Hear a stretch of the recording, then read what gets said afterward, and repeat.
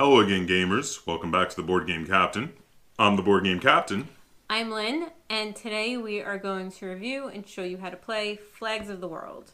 So now this is kind of a family weight trivia game. It's a geography game. Yeah, it's trivia because you're trying to guess or if not, maybe not guess, but have the knowledge of the flags of various countries. But if you guess incorrectly, if you didn't really know what country a flag belonged to and you guess incorrectly, you do get geography questions. No, hints. Yeah. I guess geography hints to be able to guess again.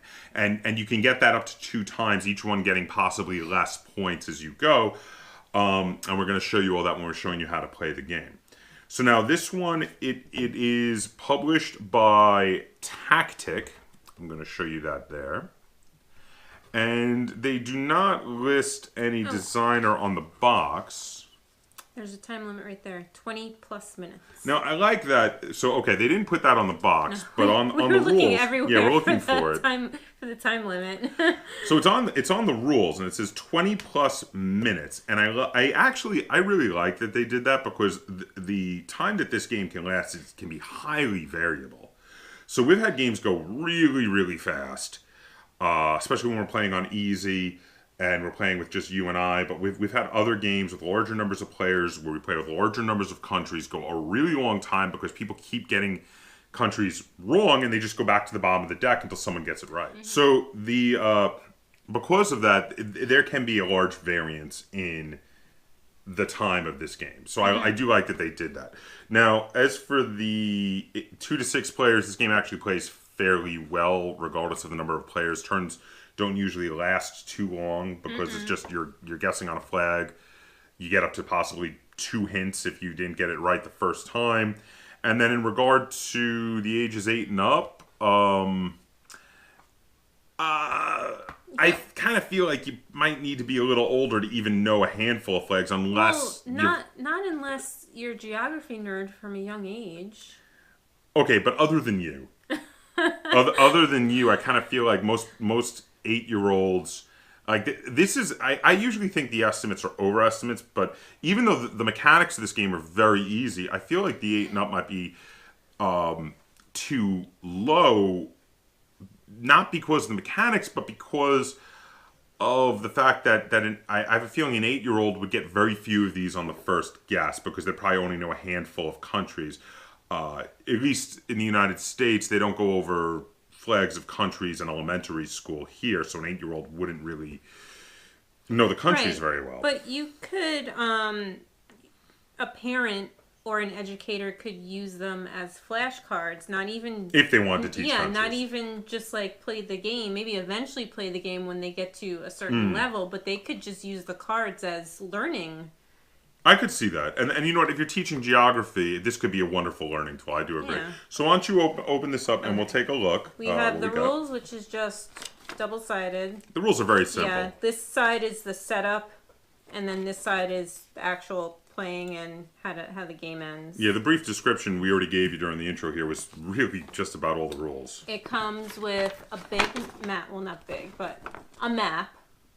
And on the other side is a bunch of flags. Yeah, this is a really nice thing for the hints because the hints can tell you like what countries are neighboring it and such a lot of times. And then we have player boards. These are very functional. Yep. I mean, you put the cards that people have to guess here, and then your own cards that you have won. You have to put them in the right area. Mm-hmm. Now, I don't think any of these components are particularly pretty, but they're very functional. I mean, they do the job that they're meant to do. Then we have these cards have the different continents and what countries are under those continents in them, and that's also helpful. Mm-hmm.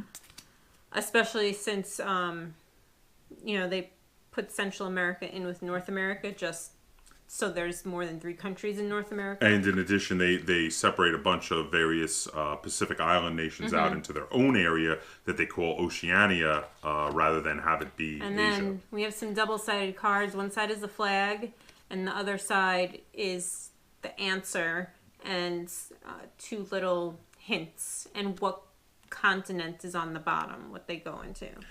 And that's basically it. That's everything that comes in the box. So, without any further ado, we're going to take you to the table. And we're going to show you how you set up and play a game of Flags of the World. And when we're finished, we're going to come back and we're going to talk about how this game feels. And we're going to review it and rate it. Here is a setup for Flags of the World for 2 players. We have the player boards in front of each player. And we have cards that the opposite player is supposed to guess. Now, those cards are dealt out from the regular deck, which is currently set to easy because we've only selected one continent, and as you can see, we are using the continent of Europe.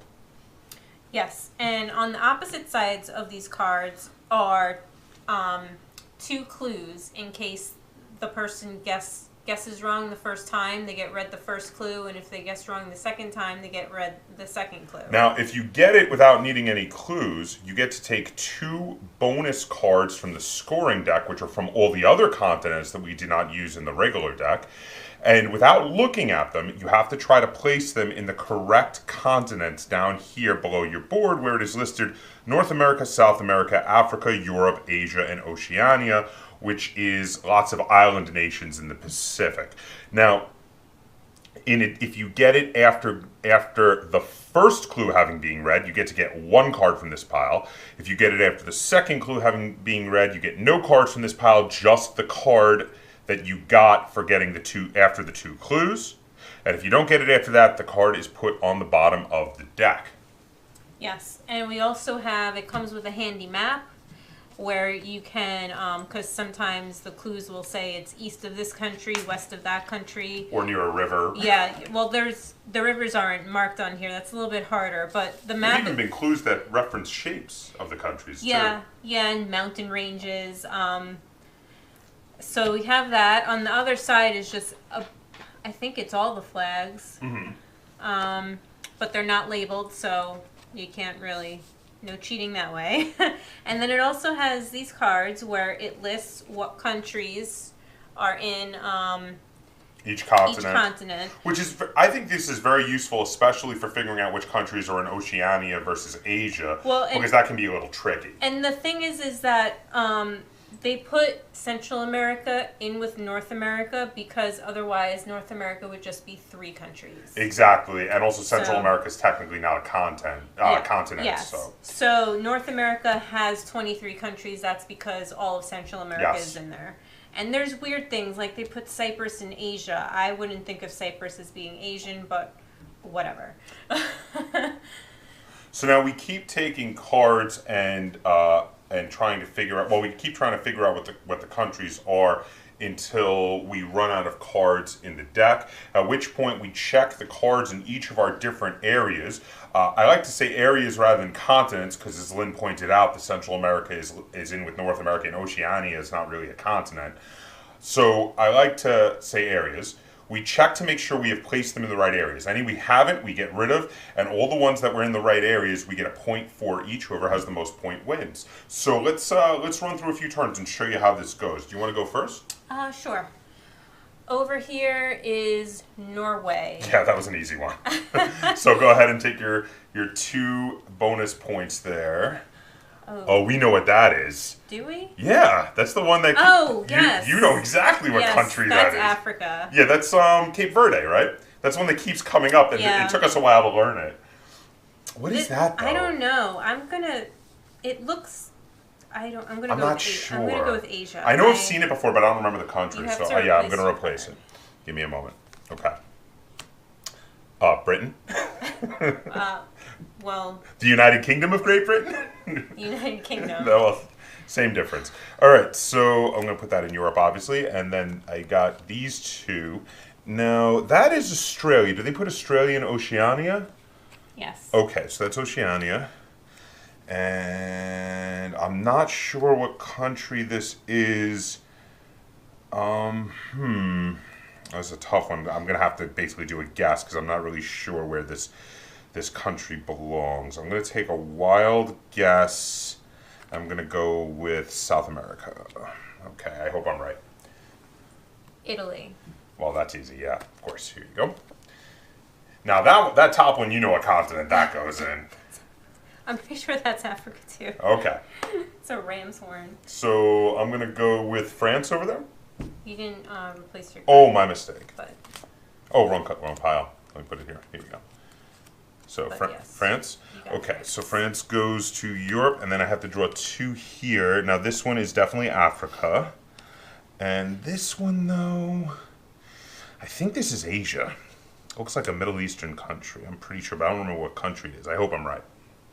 Okay, and this is how the game goes, and we keep going back and forth. Now, if we had gotten one wrong, so like, why don't we pick one that we think is pretty hard that we're not sure what it is? Do you have one on my side? I'm not sure what that is. I think I remember what it is, so let me just take a look.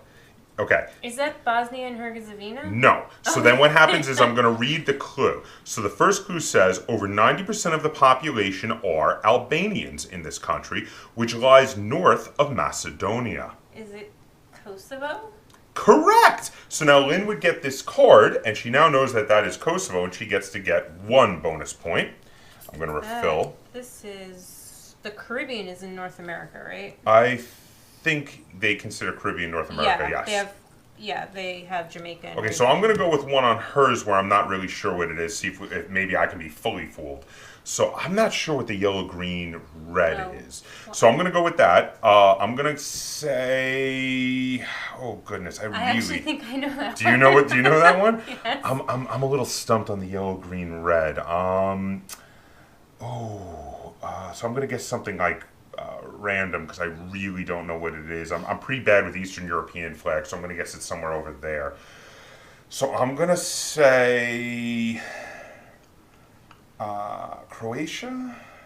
It's probably not. No. No, okay. So give me my first clue.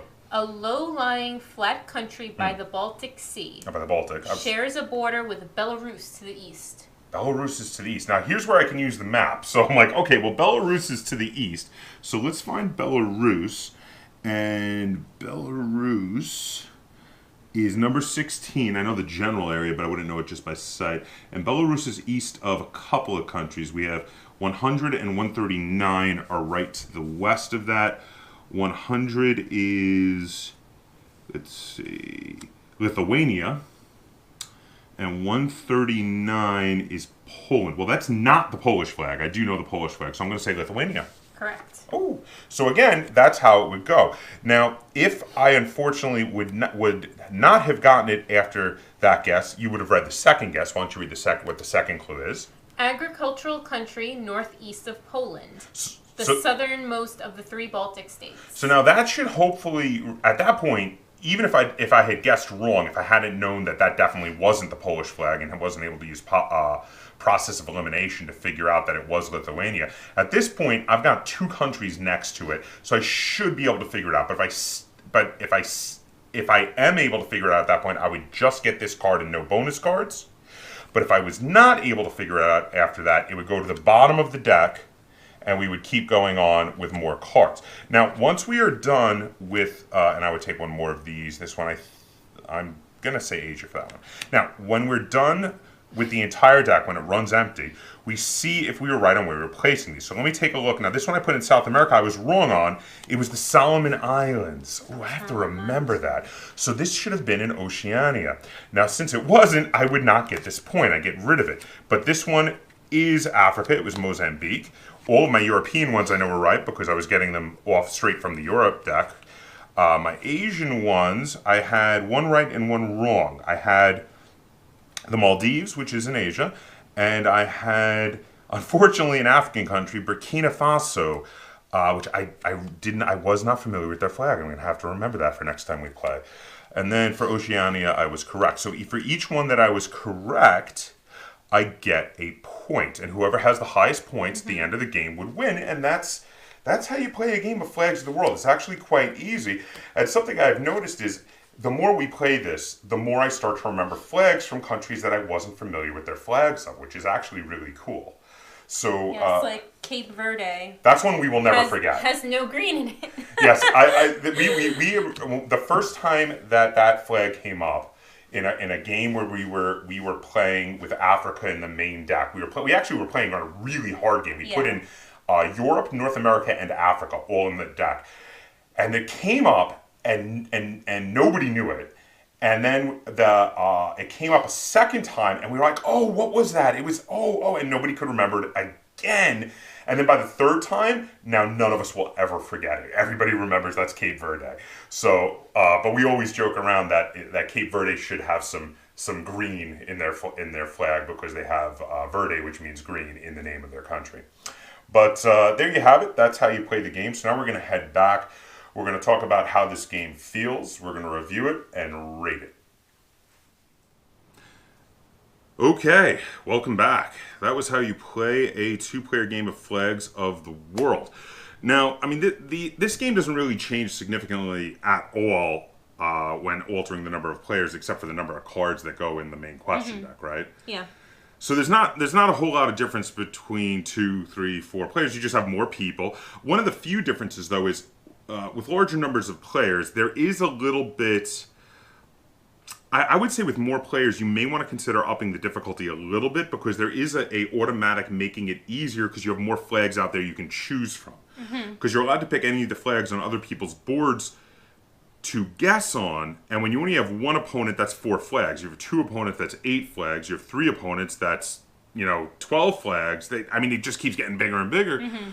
So there is I think at a point when you get about 3 or 4, you may want to definitely be using at least two continents or areas. Yeah, well, I think with 6 players, you have to use at least 2 continents. Just because you wouldn't have enough cards. Just because you wouldn't have enough cards from just one continent. Yeah, especially some of the areas are kind of small. Some are bigger than others. It depends on the...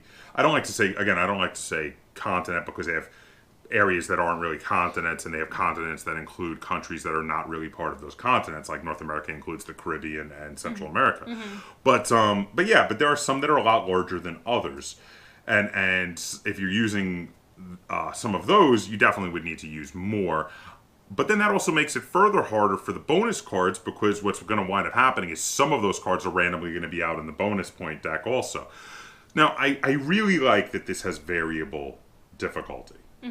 That is something I think is very good about it because if you're playing with people who are really good at geography and really good at knowing the flags of the different countries, you're going to be able to up the difficulty, and that's fine. Whereas if you're playing with people who aren't as knowledgeable, I think we've found that our general sweet spot usually is around 2 areas. Now, for the example, we used 1 area, but that's kind of super easy for us. As you saw as we were doing it, we were getting all of them real quick. There were we had to kind of force it to show ones we wouldn't get through all the questions. Not only were we doing one continent, we were doing a continent we're pretty knowledgeable about the flags in. But if we were doing 2 continents, it would be a little tougher. Yes. So like if we picked Europe, but let's say we had done Europe and Africa. That would have made it a little harder for us. And then some of the bonus cards would also, because at that point in a 2-player game, some of the bonus cards would also have been from Europe and Africa and would have upped the difficulty of placing those. I think there's only 3 flags in Africa that I know. I was going to say, I'm better at Africa than you are. I'm usually more knowledgeable on the African countries. South Africa, Lebanon, and Cape Verde are like the only flags I for sure know. No, you know Egypt, and I'm trying to think. No, there's more than that. I think you're selling yourself short. You're not too bad. I think I can. You're not as knowledgeable in Africa as you are in Europe, but I think you're selling yourself short. Actually, there's quite a few I think you've gotten on the first guest from Africa. But so, what are your thoughts on this game and how it plays? I like that it with the clues or the hints on the back when you get it wrong. I like that for most of them you can use the included map and try and figure out where the country is depending on the clues. It's really good because if you just don't know the country, like let's say you're working with a continent that you're not very familiar with, like Lynn just said she's not very familiar with Africa, at least with that, when it tells you, okay, it's east of the Ivory Coast, she can look up the Ivory Coast on the map and be like, okay, what countries are east of the Ivory Coast? And check what countries are directly east of it and be like, okay, now I've narrowed it down. It's one of these couple of countries here. That's very helpful. I do like that. And you know what? I'm not normally a fan of trivia games. But this one's a step up from normal trivia for me because even though the normal complaints I have about trivia games does apply when you're just trying to guess based on the flag. The clues, the hints, being that they allow you to figure stuff out through process of elimination, that works a lot better for me than just standard trivia where it's like, you know it or you don't. You know it or you don't. You know it or you don't. And that's it. But in this, it's first you know it or you don't, and then you're like, okay, give me a hint. And you get the hint, and it's like, oh, okay, I think it's this one, and you can kind of figure it out. So, and then you feel, it kind of feels more like you're learning, because you figure out something about the country, and then you maybe remember the flag, and the next time you play, you're like, right, that's the flag to Cape Verde, which is what happened to us. We did not know the flag to Cape Verde before playing this game, and now we all know it. There is that game where I kept on getting Serbia wrong and I got it wrong like 3 times. But now you'll never forget. And I will never forget the Serbian flag now. Yeah, because now you know the Serbian flag, which is like all of us in Cape Verde also. Yeah. So now, so where are you now? I'm going to go first because I think my rating's going to be lower than yours. Okay. Now, even though I've been talking fairly positively about this game, it's still a trivia game, and I'm not a fan of trivia games in general. So my rating, as low as it is actually pretty positive, because this is pretty positive for a trivia game. Generally speaking, my trivia games will get negative scores. I'm not going to give this a positive score, but I'm not giving it a negative score either. I'm going to be right in the middle with a 5. And 5 just means I'm meh about it. I'm not. I don't love it.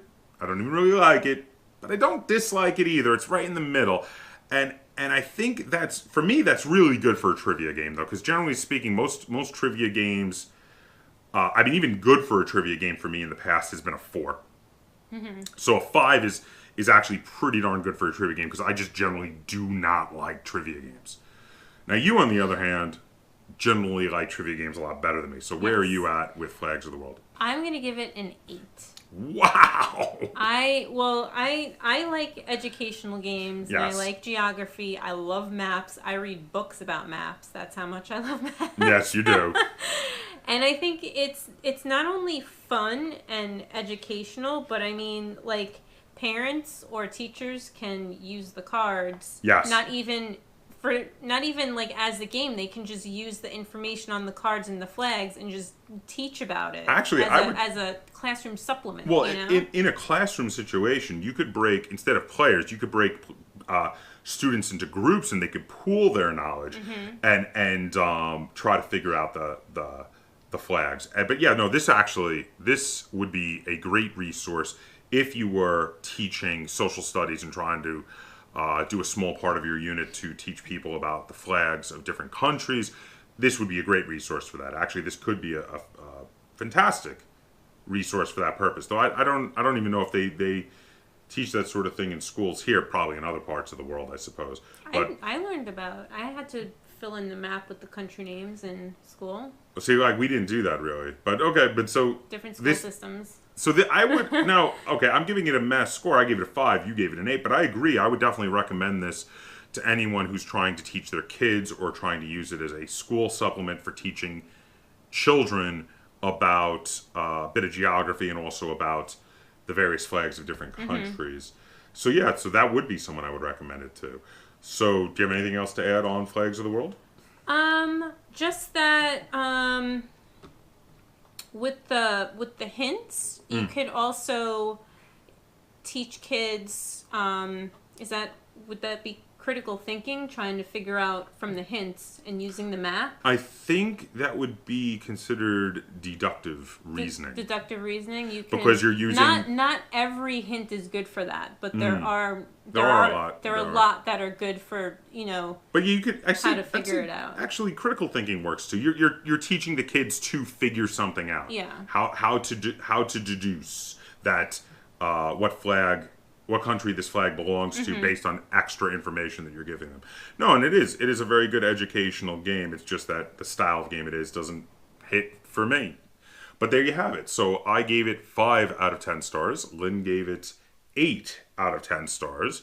If you enjoyed this review and tutorial and you'd like to see us do more like it, be sure to give it a like. Share this video on all forms of social media you may have. And if you haven't already, please subscribe to the Board Game Captain on YouTube. And if you have any questions, comments, or concerns on Flags of the World, Feel free to put them in the comments down below. And until next time, game on.